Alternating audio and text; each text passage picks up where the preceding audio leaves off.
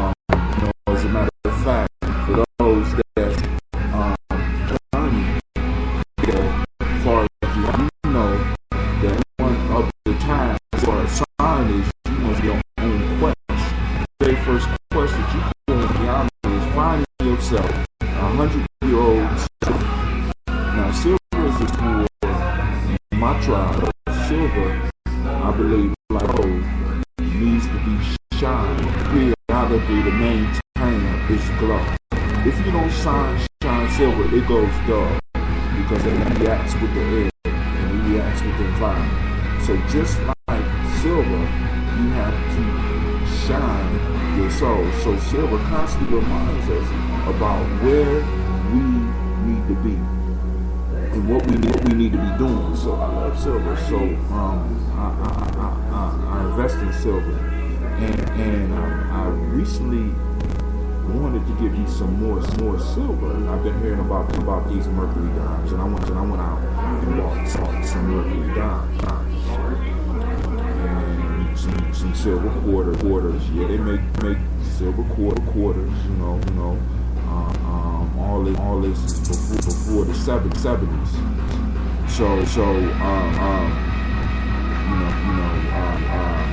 But I'm gonna get into that. Anyway, I go in, and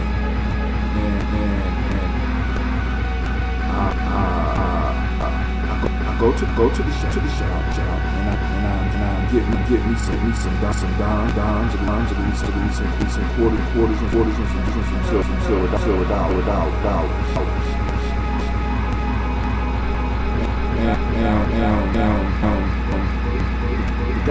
The guy let me know. He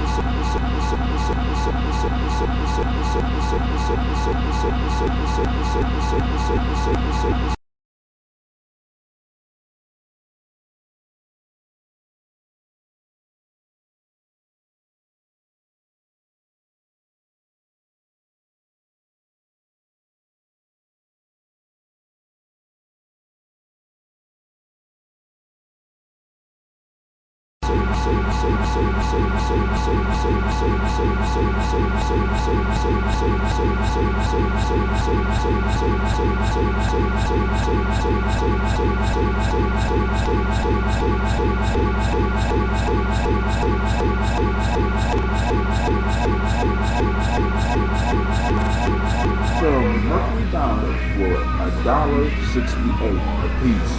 And I'm thinking, well, cool, it's silver. They're 90% silver.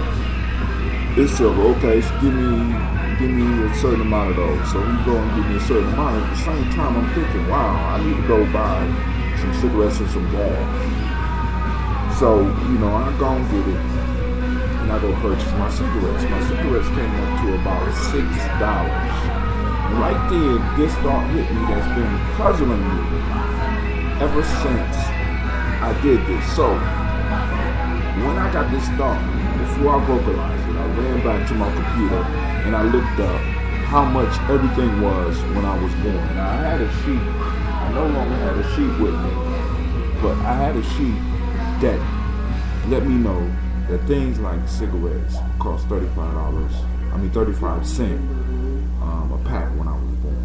Gas cost 35 cents a gallon when I was born. That's how old I am.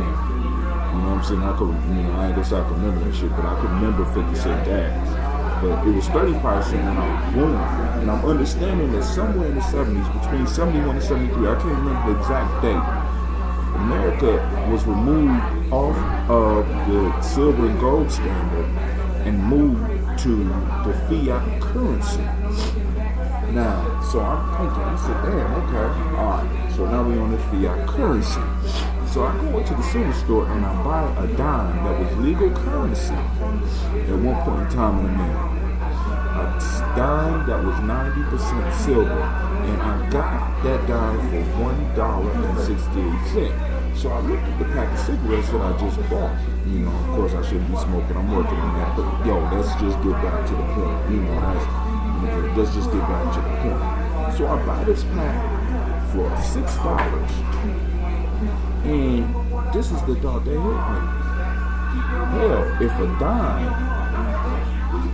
from back in the past that I just purchased that was legal tender in America when America was on the gold standard is now worth $1.68, half the prices really increased. So I go back and I do the math, and I multiply $1.68 times 3.5, which is, that's each dime. So a dime and a half. That's because a pack of cigarettes costed 35 cents when I was young. So I multiplied it by 3.5. The price that came up was $5.88. And I looked at the price of gas, and the price of the commodities have not actually increased. Now stick with me. I know this sounds crazy, but stick with me. The price of the commodities have not actually increased. The value of the money has fallen. We no longer have currency that's backed by anything but belief. And since it's only backed by belief, we can print as much of it as we want. And because we've been printing all this paper over all this time, this paper and these coins made out of this bullshit metal for so long, now the price appears to have increased when in fact the price hasn't increased that much. What has increased is the amount of paper that we have that we call money and that we use to exchange for the product. Because I'm paying under $5.88 for gas, but I'm paying about $5.88 for a pack of cigarettes. Now, I want you to think about that. Now, this is what drove me crazy.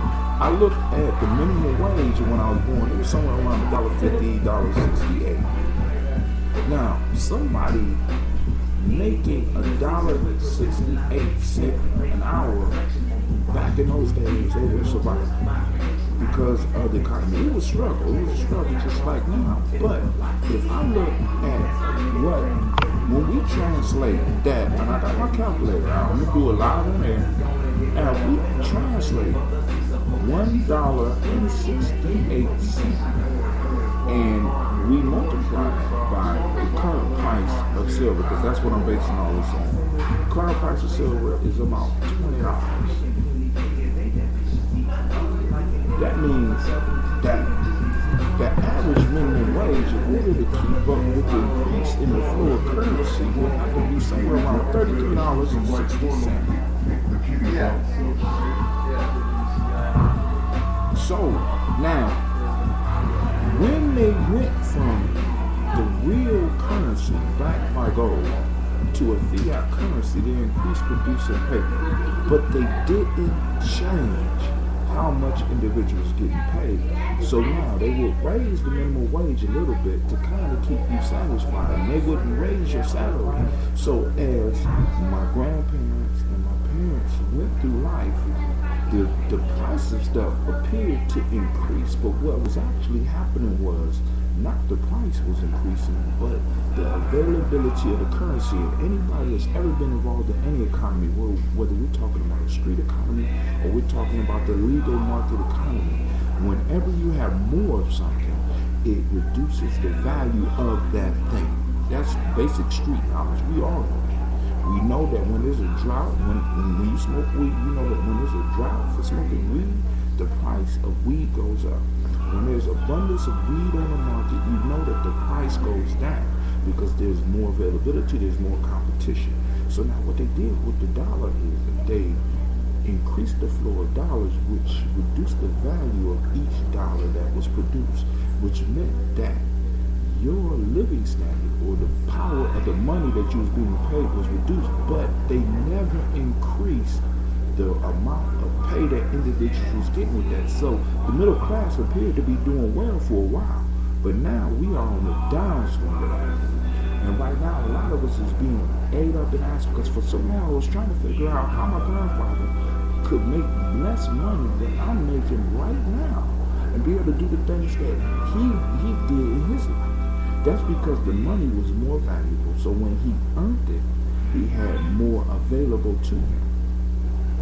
He had more spending power, not more money, more spending power per dollar than I had with mine. So I could make the same or a little bit more than he was making at the time of his life, but it really made no difference because the value of the dollar had dropped almost 20 times. I mean, think about that. Just think about that. Think about the conundrum that we're in, because and then now we got this thing called quantitative easing, where they are putting billions and billions of this printed money in the market. And you listen to when Alex Greenspan was in, or anybody from the Fed talking, they saying they can guarantee that they are able to print any amount of money that we need, but what they can't guarantee is the buying power of that money, because we all know the more of it is, the less valuable it is. So we got tricked. A lot of us or a lot of my elders got tricked by allowing me to just switch the currency from an actual commodity to a system called fiat, a belief system, and allow them to put as much money as they want or as much money as they need. I want you to think about all your friends who basically sacrificed their whole life, whether they was working well or illegally, for this thing called money that is just dropping in value every day. They basically sold their souls for a belief, for something that's not real, for something that's called fiat. And those of you that are old enough to remember fiat, you remember the car called fiat, and that car was bullshit. So if they got a car called the fiat that wasn't bullshit, what does that say about the idea of currency being based on fiat? When you bought a fiat, you basically bought a dream, because that shit would run about a week and then it would fall apart. You know, I'm sorry, but you know what I'm saying, you know. But anyway, that's my rant right there. That shit had me perplexed and had me kind of angry, because the wool has been pulled so tightly over our eyes and over our ears that we no longer question the shit that this government is doing. So now we got this healthcare shit going. We got a Congress that does nothing. We got a Senate that does nothing. These motherfuckers getting paid, and there I'm guaranteed that Congress's pay rate has kept pace with the devaluation of the dollar. If you look at the pay of a congressman in 1968 and track it up to what it is right now, guaranteeing that it has kept up with the fluctuation of silver and gold in the market. Now I'm going to say this about gold. Gold is one of those commodities that's been overinflated. I'm just going to let you know right now. Because when gold is trading, gold actually should be trading for 1 ounce of gold, 9 ounces of silver. But now we got gold trading at 60 for 1 ounce of gold is 68 ounces of silver. That's overinflated. That's a bubble. It's eventually going to bust, and it's going to bring it down to reality. And those people that's caught up in that shit, I pray that the ones that know are smart enough to start easing out while they can still get a large amount of money from the gold. Because some type of switch has to happen right now, because this economy cannot continue in the way it's going without hyperinflation. Which means this: commodities prices going to basically stay the same, but the amount of money that you have to spend on is going to grow and grow. So eventually we're going to be going to the store to buy a loaf of bread with $10. I kind of experienced this when I went to Ghana. I would go to Ghana and I would give them $100 at that point in time. They would give me almost 1 million CDs. Now, I didn't have the spending power of 1 million CDs. You know what I'm saying? I had the spending power of $100. But the point is that their currency, in a sense, have been so devalued that the trading price for it was 100 of my dollars. Now, I want you to imagine what's going to happen as we keep printing all this paper. Eventually, it's going to cost $10 for a loaf of bread, $20 for a gallon of gas. We have to find another way. We have to come up with some other way to do this. Now, one of the things I want to talk about too is one of the reasons why I haven't been blogging. I've been looking for book ideas, and I just dropped one blog, but I've been slowing down on blogging because I'm really exploring the Spreaker piece. And I'm going to encourage everybody that's listening to me to at least get you a Spreaker account, because they're free. And until you start doing a lot of stuff, you ain't got to worry about spending any money. You can do a show for about 45 minutes live, or you can make an MP3 and put it up. But I'm suggesting that you get your own Spreaker account so that you can be heard. Your ideas, you need to share your ideas, because we're moving into a place where we're going to have to be able to really start sharing ideas and learning how to capitalize working together by sharing ideas, because that's the kind of economy we want to do. So, that's that. So, like I said, that's what's been perplexing. Now, let's move to the inspiration piece. I've been working for years doing what I'm doing, and one of the things that I have always hated was working in these fields and having to get certified. I guess it's a necessary thing, and you need to be certified to do certain jobs. And usually that means you have a body of individuals that you may have to go before, or you have a license that you have to renew, and you got certain things that you got to achieve. But I want to ask you this: who certifies you? Not you as a professional, but you as the human being. Who certifies you? You know what I'm saying? Because ultimately, we have to, I want all of my listeners to begin to be comfortable with learning to certify yourself, regardless of what licenses you have. You are by far one of the greatest creations possible in the universe. And lying dormant in you, maybe you're alive and you're living fully, but lying in you is the power to change the very face of this planet.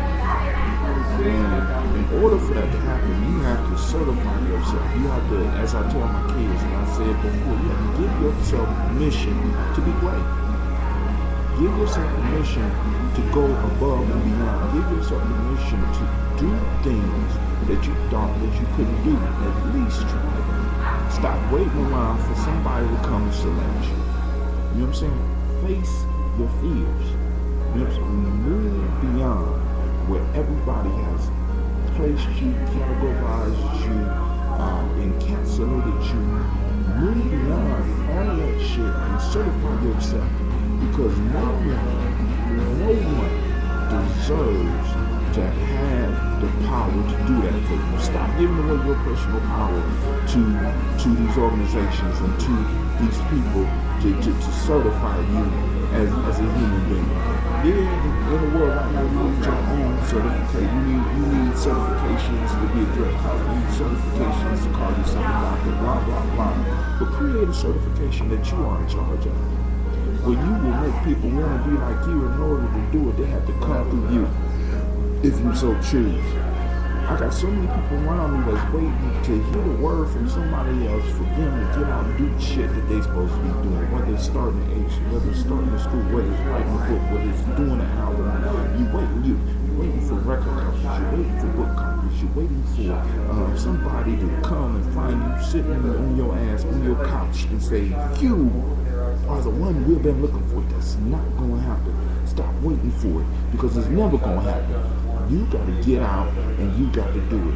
You got to certify yourself. Get up right now. Move to a mirror and certify yourself. Look in your eyes. Look deep into your eyes and give yourself permission to be great. Give yourself permission to do great things. Give yourself permission to be happy. Give yourself permission to be prosperous.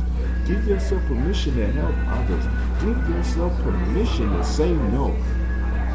Give yourself permission. Because if you don't give yourself permission, you're going to be stuck. And we're moving into an economy right now where we don't need motherfuckers looking for jobs. We need individuals creating jobs. How many people could you be employing? How many products and services could you be providing? Or could you be helping other people to provide? You know what I'm saying? We got an economy now that is basically based on serfdom.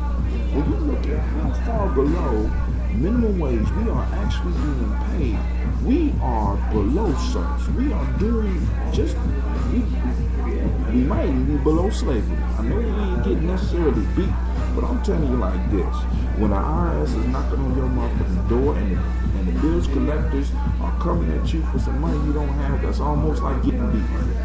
I'm sorry. You know what I'm saying? And most of this slavery is self-imposed. We allow people to do this to us. Now, like I told some of y'all before on one of my podcasts on Mile 3, one of my brothers came through and did a workshop for me as far as bullying. And he said the first thing in dealing with a bully, and don't listen to this. This ain't no kid shit. This is some real shit. In getting bullied, there are three major things that you have to go through. First, I think he called it the 3 R's. First, you got to recognize what's going on. Look around you. Recognize what's happening to you.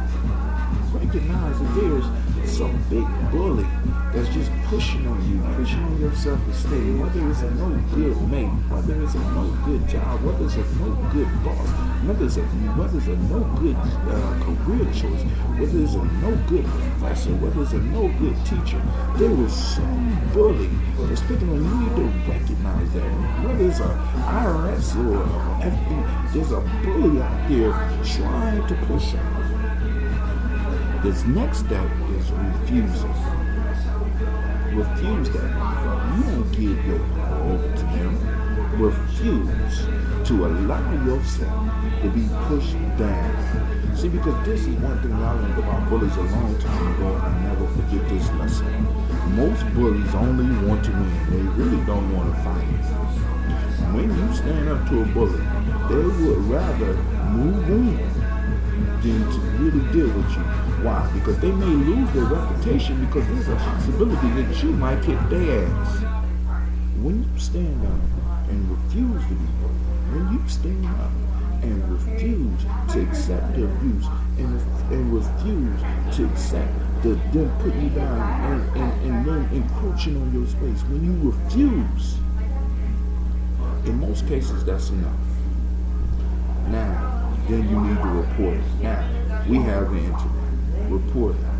When you recognize what's going on, you need to start blogging. You need to start writing. You need to start texting and tweeting and use that to let people know this individual or this entity or this organization is run by bullies. You don't have to necessarily use that term, but you need to describe your experience so that other people will recognize that shit and maybe pull their money or divest their interest in that company or that individual. You know what I'm saying? You need to report it.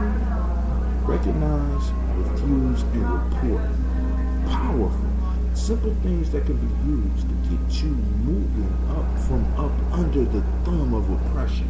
See, because remember this, oppression has two parts. It has the oppressor and the oppressed. The only way that the circle of oppression can work is when both parties accept their roles. If you refuse to be the oppressed, the oppressor has no one to push down. As a matter of fact, you can start pushing back. You know what I'm saying? I'm not advocating violence, but I want you to understand what's going on here, because now you do have some bullies who may like to fight, but most of them don't even know how to fight. So that's a simple slap, but that's a whole nother talk. But I'm done with my rant. I'm glad I had an opportunity to get something off my chest. I feel lighter now. Hopefully I see y'all next Friday for my first New Year's FreeStyle Friday. Keep on checking them out. Be sure to check out my books at www.giannijourney.com. I have a new book coming out. I'm going to be posting it up. It's called A Warrior's Handbook for Life Journey, the Gianni Method. So check that out. I also got my other books out. Check that out. They're all available on Kindle. You know, I had another thing that's been holding me up. I had an issue with Google because I couldn't get on my website to update my domain, and I've been on the phone for the last hour and a half getting that together. So I got that together. So Gianni Journey is still my property. I got it. I paid my rent for a year, I guess. You know what I'm saying? Or I paid my taxes, and everything is cool. But listen, get your domain. You know what I'm saying? Get your blog. Get your podcast. Get your ideas out there. You know, don't just be tweeting on Facebook and your personal business and shit and stuff like that. Say something that may change somebody's life. This is Brother Tim. I'm thanking you, those of you that's listening. And with that, I say peace.